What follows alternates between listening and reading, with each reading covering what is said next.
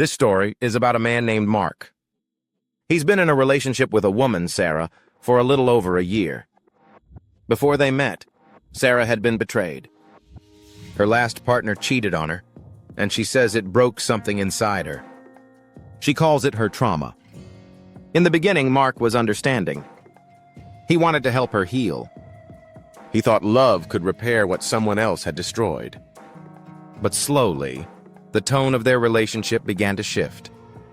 Sarah told him that because of her trauma, he wasn't allowed to have female friends. She said it made her feel unsafe. She demanded access to his phone every day, just for reassurance, she said. If he didn't answer her texts fast enough, she said he was triggering her abandonment issues. At first, Mark excused it. He told himself, "She's hurting, it's temporary." But it wasn't. Last week, he was invited to a mandatory work dinner. One of his female colleagues was attending.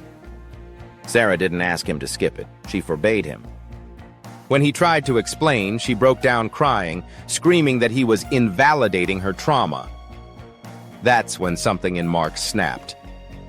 He told her quietly but firmly, "I believe your pain is real, but you're using it like a weapon. You're turning your trauma into a reason to control me." Sarah froze. Then she called him a monster and walked out. Now here's the question. Was he the monster?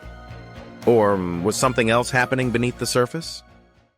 In psychology, we often talk about pain as something that deserves validation. But what happens when that pain becomes a tool? When the language of healing is twisted into the language of control. This story is a perfect example, and a tragic one. To understand it, we need to separate the feeling from the function. Two psychological dynamics are at play here. Coercive control. Weaponized Therapy-Speak 1. Coercive control. Sarah's fear is real. Being cheated on can be deeply traumatic.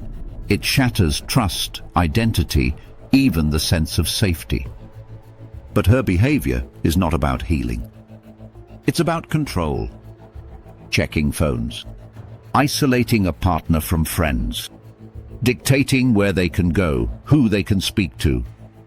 These aren't acts of reassurance, they are acts of domination. She isn't setting boundaries. She's building a cage.